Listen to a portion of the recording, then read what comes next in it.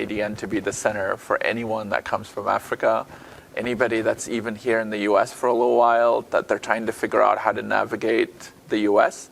I want them to come to ADN and just ask to say, I just moved from this country, or I've been here for 5 years and I just finished my college. How do I find my next job? We want ADN to be that center that people can trust and go to. All right. Hi, Josh. This is Stanley. Nice to meet you. With the Diaspora magazine. My name is Josh Ghaim. I've been in the U.S. for a while. I grew up in Eritrea and Sudan. I have a degree in chemistry, then biochemistry, a PhD in biochemistry, and I've been in the industry, Colgate, Pfizer, and then J&J. So for the last 13 years, actually to last December, I was the Chief Technology Officer for J&J. Oh, okay. But over the last 18 months or so, while working at J&J, working with J&J, we've been around new companies that I was setting up myself. Okay. And now I'm the president and CEO of a company called Small World. I'm also now a managing partner and founder of another company called Ignite. Okay. So that's what I do now. Excellent. I know it's been a very busy 2-3 days for you right now. It's been incredible. I think there's two pieces. The African Diaspora Network, I actually sit on the board, so we've been looking at this over the last at least 2 years I've been involved to see how do we bring in the whole human capital of African diasporans that are actually in the U.S. And a lot of them here in the Silicon Valley area, but also how do we connect with the continent in terms of need from entrepreneurship to innovation. So it's almost how to use the African resources that actually exist to support the continent. So that's the starting point. And then Addis 2020, which is the meeting that we're in, the symposium, is an incredible opportunity to start connecting those two things. The diasporans, we have 35 entrepreneurs from Africa that are here to talk to people. They went through a lot of different training the whole week. So they've been very busy, but it's a great opportunity for them not only to meet other Africans that are doing incredible things in different companies, but also it's a great opportunity for them to get connected and meet investors, people that can support them in their own development. Okay. So you're using your experience to be able to see how you can enrich Africa and also build that capacity, right? Are you more focused on Africans in the diaspora or Africans anywhere you find? For me, I tend to focus on Africans wherever I can find them. Okay. So I think there's the African Diaspora Network that we do here. Mm-hmm. But for a while, even with J&J, I've been involved in doing in the continent an Africa Innovation Challenge to encourage more entrepreneurship and startups and to be able to mentor and support them financially. So we've been doing that for the last 3-4 years now, which has been very successful, and it's great support from Johnson & Johnson to do that. So, and even in this symposium, Johnson & Johnson is very well represented because of the importance of Africa, because of the possibilities to improve healthcare in Africa. What are the challenges are you encountering? Yeah, I think the biggest challenge, not even on my part, but more people just getting networks. How do you find a person that can help you in the future? It's interesting because when I was the Chief Technology Officer at J&J, I used to get a lot of people through LinkedIn sending me a note saying, "Oh, I'm from Nigeria, I'm from Kenya, I'm from Cameroon or Eritrea or Ethiopia. Just got my PhD and I'm looking for a job in the science technology area." Those are the best things. I'm happy to help that kind of requests because most of them are very well educated. They know what they're doing. So it's easy for me to set up interviews for them and I don't have to do anything else because they tend to earn it on their own. But I know it's very difficult for a lot of immigrants, especially nowadays when they come to US, not knowing the landscape, not knowing who to go to.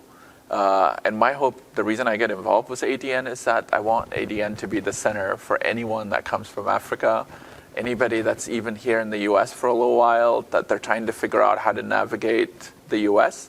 I want them to come to ADN and just ask to say, I just moved from this country, or I've been here for 5 years and I just finished my college. How do I find my next job?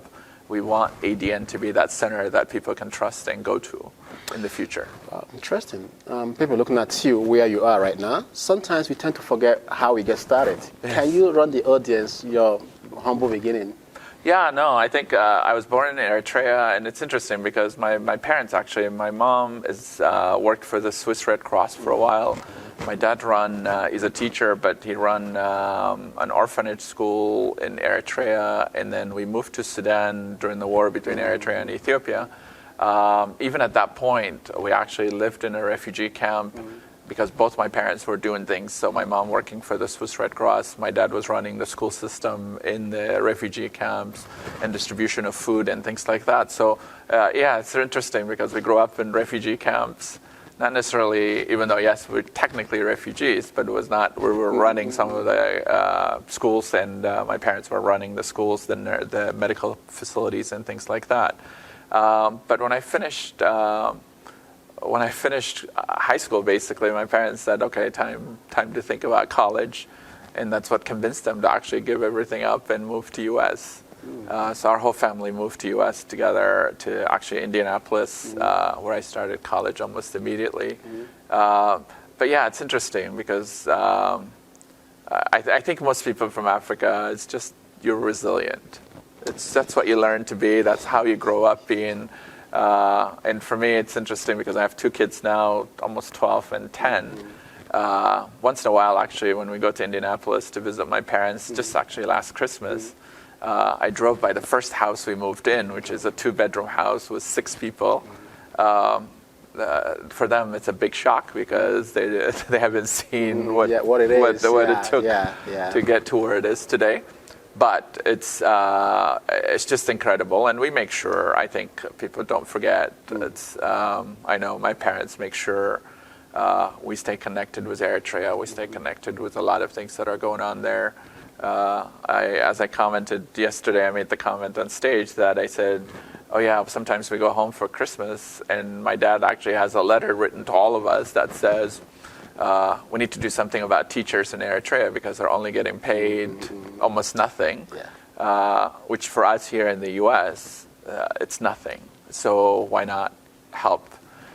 So I think it's just constantly being connected is always very important, and we've been fortunate to live here in the U.S. and be successful at that. Okay, a lot of people might say that because both parents were actively involved, you have built that entrepreneurship through your parents, and also your brothers too have his own company. Is that correct? Yes. So is that like something in the blood? Is it like something? What makes you guys special? But family doesn't have to be a biological family. No, nothing. I think it's. I have to say, I think the network, the family network is very important. Okay. But even if for people that don't have that family support, Absolutely. I think finding that African or Eritrean community to support you is very important. I can tell you that even in Indianapolis, where my parents live, when a new Eritrean comes, actually, I think even if an African came there, the whole community is ready to help because they've been there for a long time. They know. I could tell you sometimes I go home for Christmas. Actually, I go home every Christmas to visit my parents. But once in a while at home, there will be, when we're ready to have a meal, there will be a person I've never met before. And they would say, oh yeah, he's a new Eritrean that just moved to Indiana recently. I'm like, that's a community you want. That's kind of support you want. So it's always, I tell people that, yes, we've been lucky that we have family members that actually have been very supportive. But I think it's important, whether it's through ADN community or through local community, connect with other Africans. By the way, sometimes it might not be Africans. It's just there are a lot of generous people that are willing to help. But it's very important to have that community network because they're there to help in a sense. Because a lot of teams, I'm sure it's very difficult for a lot of people because they feel almost alone and not know who to go to. So for me, I think that network is what made it. Okay. There's this phrase that goes that the first place you stay in America, that defines whom you are throughout. Is that correct? I think it depends on the community. I'm sure it is to some extent. Okay. I could tell you, we moved to Indianapolis. My parents never left Indianapolis. Actually, my 3 brothers, even though some of them have left and then came back, they still live in Indianapolis. Okay. That was not the case for me. Actually, the first thing I did, I started working for Colgate, moved around the world, moved to Belgium and other places. Then I worked for Pfizer, then J&J. I used to live in France working for J&J. So for me, I think this staying in this international travel, all of that was always very important. So Indiana was not a definition for me, actually the globe was. The same thing also applies to the type of career path. Yeah. For example, right now, someone just came in from Africa and the first roommate or friend they met is a cab driver. Yes. People tend to see that probably that's the direction and the guide. And knowing what you guys are doing, how are you guys trying to reach out to these individuals who pretty much are very vulnerable to get direction at that early stage? Yeah, it's interesting. I guess in Indianapolis, there is a system already. So a lot of the parents, a lot of the elderly that we have there, they know when people come, people know they're there. So they always get calls to say, so-and-so is moving there, can you help them? There's a church mechanism. There's a church that they all go to. I know there's an Eritrean church in Indianapolis.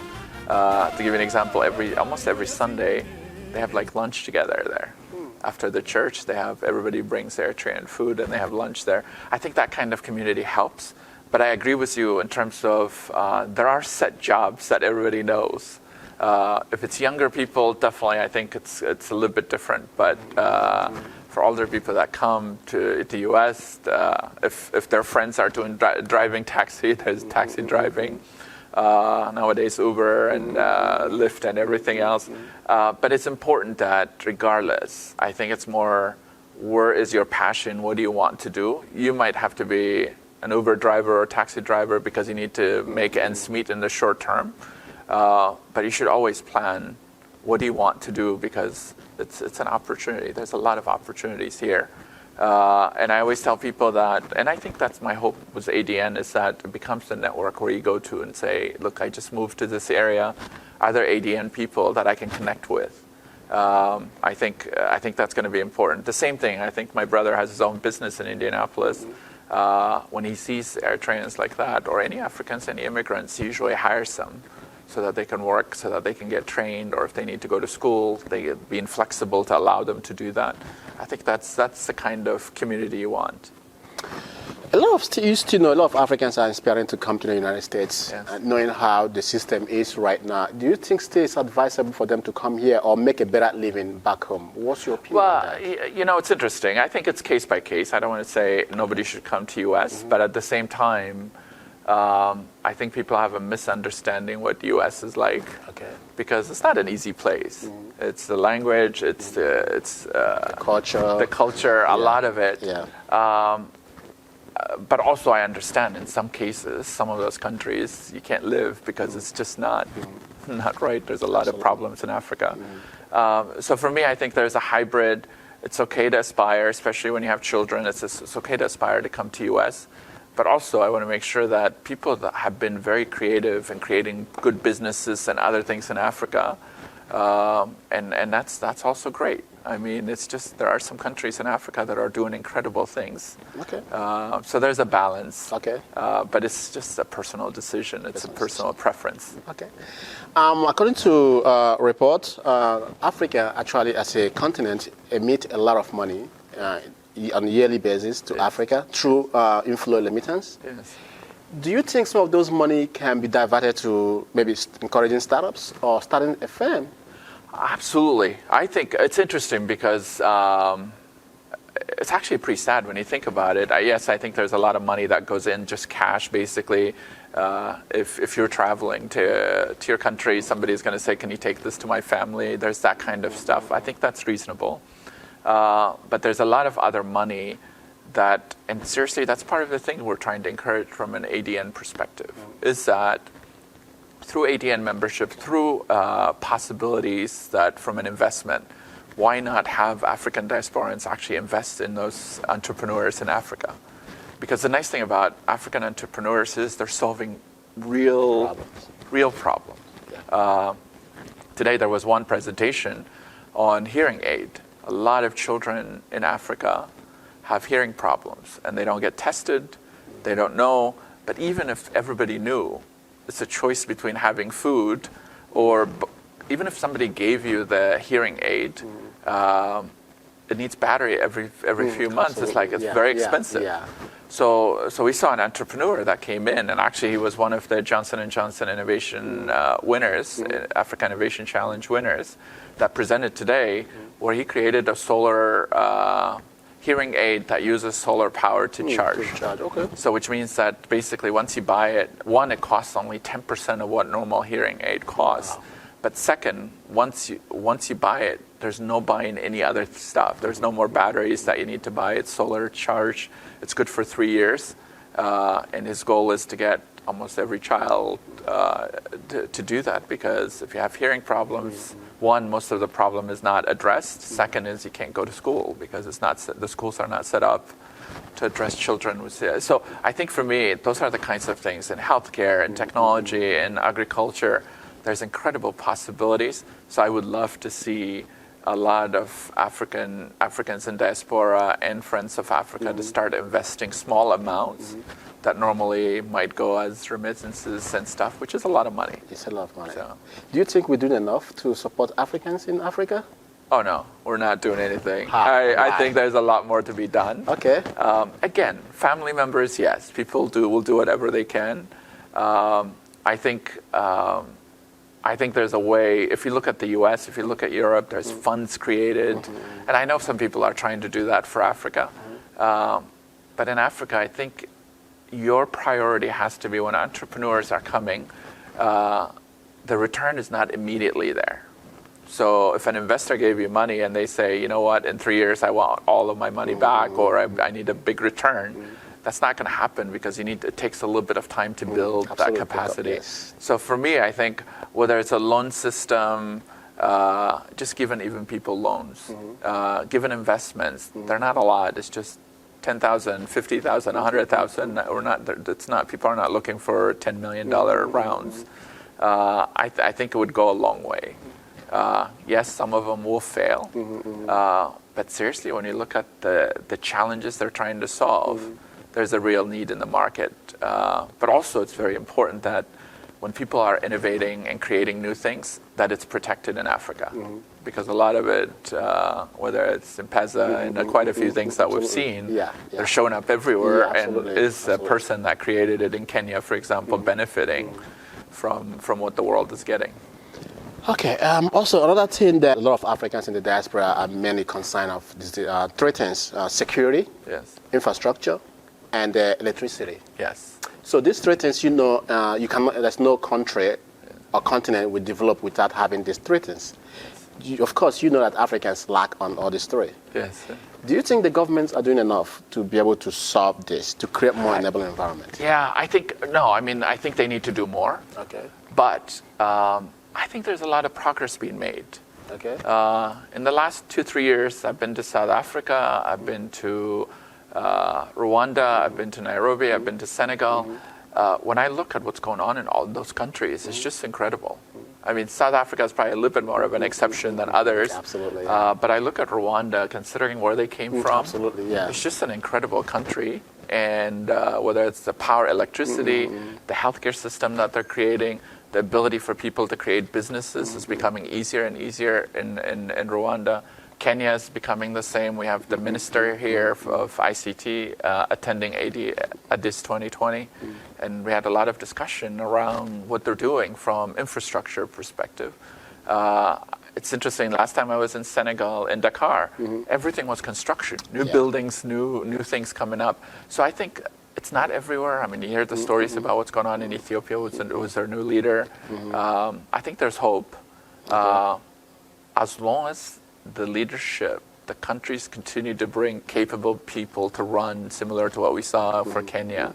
I think it would be. I think that's what Africa needs. Okay. Then you can direct the money to the right places. Make sure you're addressing that core. Make sure there's Wi-Fi. Make sure there's education. Make sure that I think there's a lot of progress being made in select countries. Okay. But more needs to be done.